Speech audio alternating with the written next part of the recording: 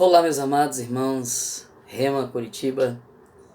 Eu estou muito feliz em poder compartilhar esse vídeo com vocês e dar um resumo da matéria, algo que vai ser importante para vocês fazer a prova de vocês também, e dar um norte para quem deseja estudar história da igreja com muito mais força, com muito mais, vamos dizer assim, com muito mais avidez, né? Estou em casa, aqui no meu escritório, e eu louvo a Deus porque vocês são realmente pessoas muito importantes para a minha vida, para a minha família, para o nosso ministério. Então vamos lá. Eu gostaria muito de estar com vocês aí pessoalmente, ter estado pessoalmente com vocês, mas de fato hoje já começa a primeira aula em Porto Velho de escatologia, né? E eu estarei dando essa matéria para os irmãos em Porto Velho.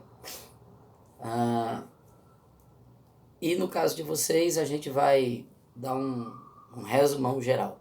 Vocês já viram aí a importância de estudar história no primeiro vídeo que foi passado.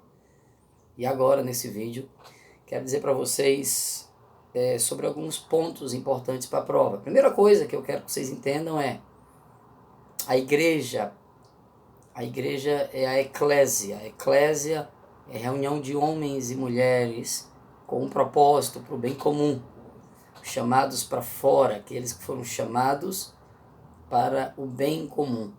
Então é muito importante você entender que a igreja é eclésia, palavra grega, eclésia, homens e mulheres, a reunião de homens e mulheres para um bem comum, os chamados para fora, aqueles que se reúnem. Então Jesus tem a sua eclésia, sua igreja, homens e mulheres reunidos para um bem comum em prol do evangelho, amém? Para a divulgação, propagação, ministração, reunião, celebração, convivência, comunhão. Tudo isso é a igreja. A importância de estudar a história para defender a nossa fé, para também a gente conhecer o contexto e sabermos o nosso propósito. Então precisamos estudar história para defender a nossa fé. Amém?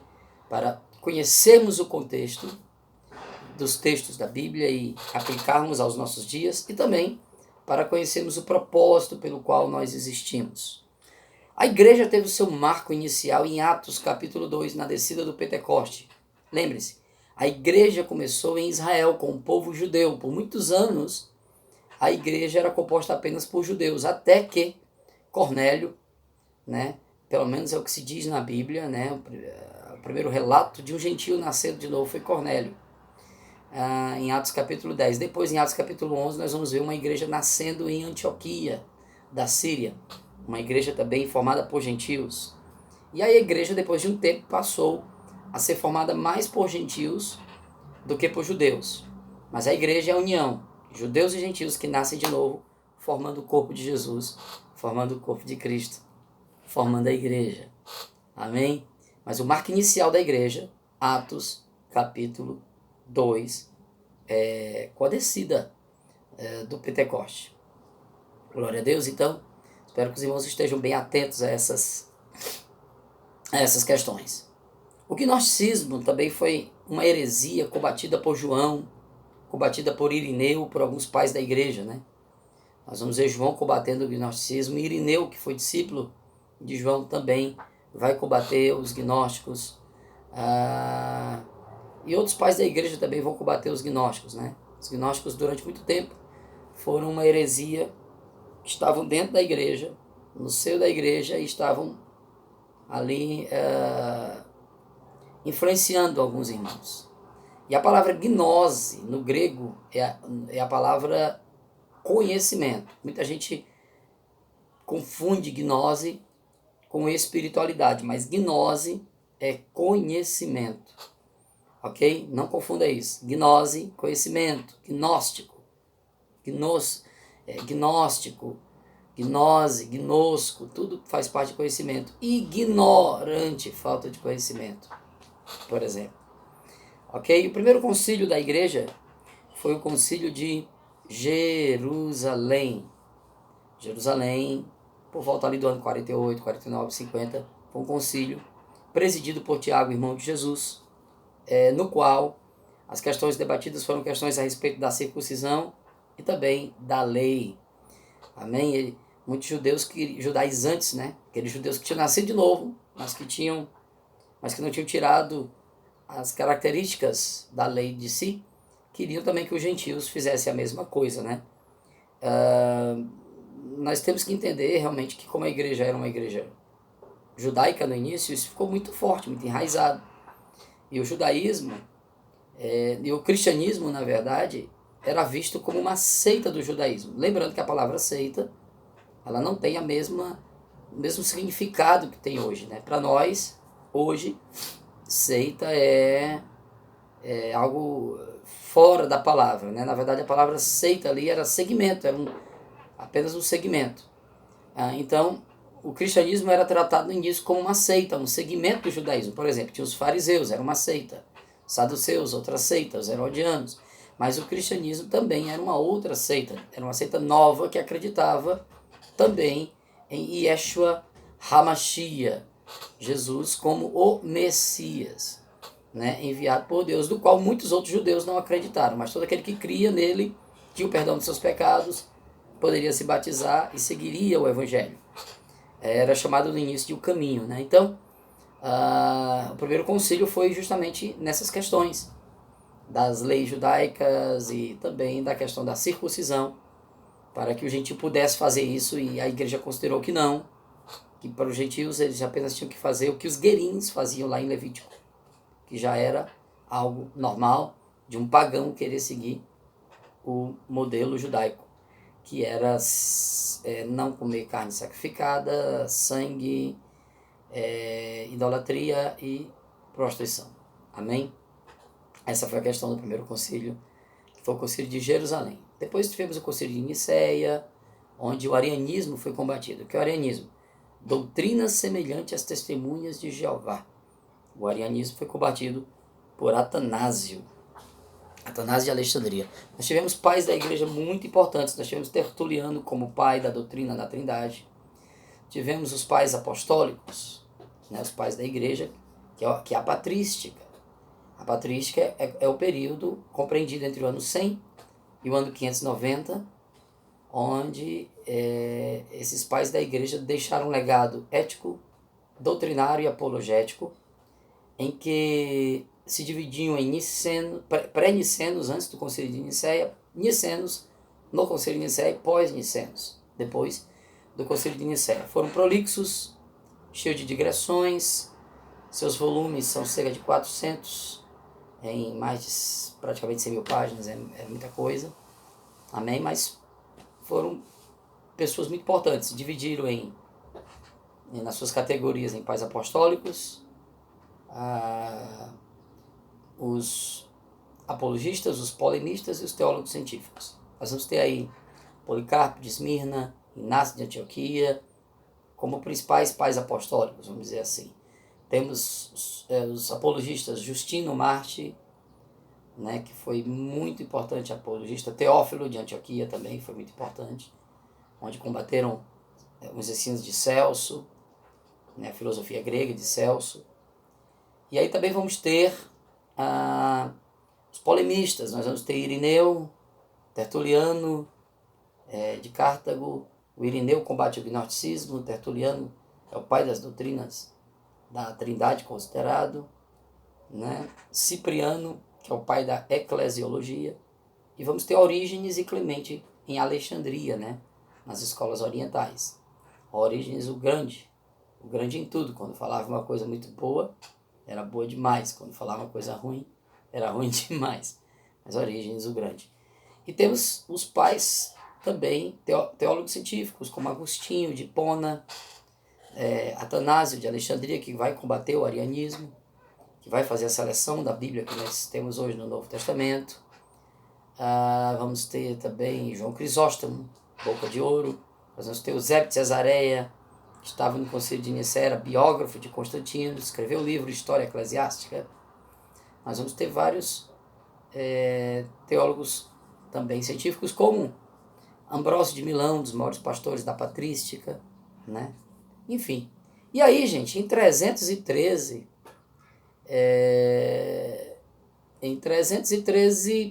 nós vamos ter o Édito de Milão promulgado por Constantino. Em 313 d.C., Constantino encerra as perseguições da igreja com o Édito de Milão. E a igreja agora passa a ter um novo patamar. A igreja passa a ser a igreja como religião oficial do império. Isso teve coisas boas, mas teve muita coisa ruim, que vem o período da Idade Média logo após isso. É um período de trevas, é um período onde houve a Inquisição, onde o poder do Papa se instala, né? A igreja romana cresce e o Papa se torna com o título de Pontifex Maximus, Máximo Pontífice, né? Um título que era dado ao imperador, e se torna uma espécie de semideus, né? Onde as pessoas acreditavam nele cegamente, porque não tinham acesso à leitura da Bíblia, os livros estavam presos em mosteiros, guardados, pouca gente, 5% da população tinha acesso ao conhecimento, e isso trouxe a Idade das Trevas. Mais 3 fatores vão contribuir para vir a Reforma Protestante, que foi o grande cisma que houve, né? A grande divisão, que foi uma coisa boa, porque a Reforma Protestante fez o povo voltar a ler a Bíblia e compreender a justificação pela fé, sem as obras da lei. Na Reforma Protestante, nós vamos ter aí 3 fatores que foram imprescindíveis para que houvesse a reforma, que foi o renascimento, né? As pessoas voltam à leitura por causa do iluminismo, né? Nós temos a invenção da imprensa com tipos móveis de Gutenberg, que vai ajudar na divulgação, e o sentimento nacionalista. As nações agora querem sua independência, não querem mais mandar dinheiro para o Império Romano, o Império Sacro Império Romano, né? Então Constantino, em 313, dá o Édito de Milão, que promulga para que a igreja pare de ser perseguida. Houve um crescimento, mas também muitas falsas conversões, e em 440 nós vamos ter o Papa Leão I abdicando, né, esse título de Papa, se considerando grande pai, na verdade, talvez o quinto na sucessão, já que a gente vai ter Pedro como primeiro, segundo os católicos, depois temos mais um, depois temos Clemente de Roma, e depois vemos mais um outro, e enfim, Leão I. A gente não sabe ao certo se ele era o quarto ou o quinto na sucessão, enfim, sucessão que ele mesmo diz, eu sou uma figura importante. E aí a reforma vai combater justamente isso, a autoridade do Papa, o abuso de poder, as indulgências, a Inquisição, que matou muita gente, né, pela ordem de São Domingos de Gusmão. Depois, a gente vai ter justamente os pré-reformadores mais importantes, como John Wycliffe, John Hus, Jerônimo Savonarola, que os 3 morreram. Nós temos o John Hus mais ou menos 100 antes de Lutero. John Wycliffe ali um pouquinho mais, né, um pouquinho menos antes de John Hus, foi uma inspiração para John Hus. E Jerônimo Savonarola, mais próximo de Lutero. Mas esses 3 importantes pré-reformadores morreram. E aí vamos ter a Reforma Protestante, onde Lutero encontra em Romanos o famoso texto: o justo viverá pela fé. E ele vai pregar, ele vai afixar 95 teses no dia 31 de outubro de 1517, que é o marco da Reforma Protestante, né, a data que marca a Reforma Protestante, nas portas da Catedral de Wittenberg, na Alemanha.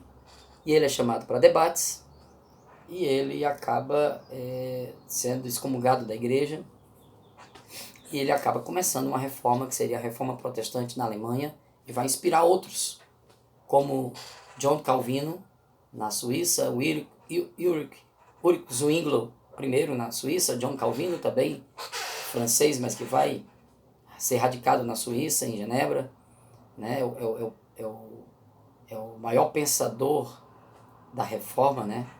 Ele conseguiu organizar o pensamento da Reforma, John Calvino. Vamos ter John Knox, na Escócia. Esses são os principais reformadores. E aí vamos ter os avivalistas, como talvez o maior de todos eles, John Wesley. John Wesley vai trazer esse pensamento, né? essa conclusão a respeito do Espírito Santo, do fogo, do evangelismo de fogo. E John Wesley é aquele que vai fundar o movimento metodista wesleyano, né? A igreja wesleyana, metodista wesleyana.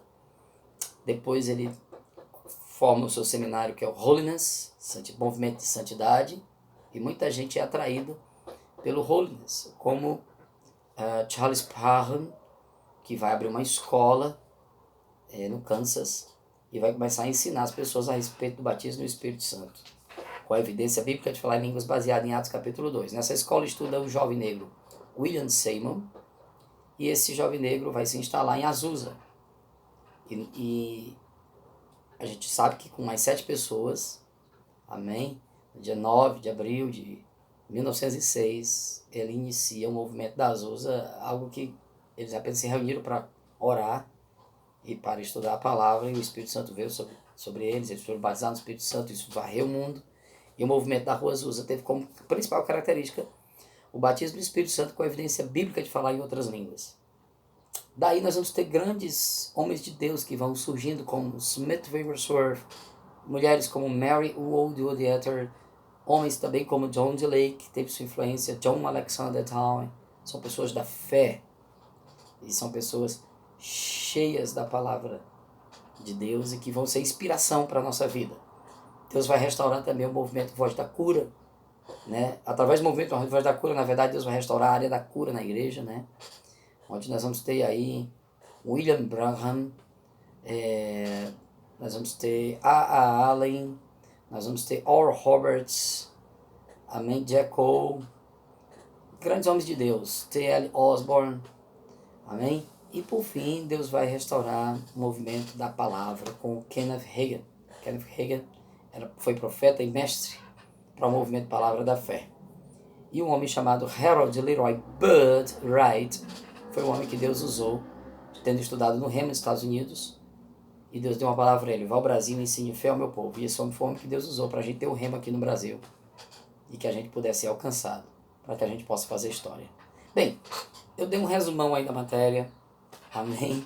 Eu espero que você tenha sido ricamente abençoado. Eu amo vocês. Beijo em todos, em nome de Jesus. Obrigado pelas ofertas, obrigado pelo carinho, e espero vê-los no final do ano na formatura. Amém? God bless you. Vamos fazer história.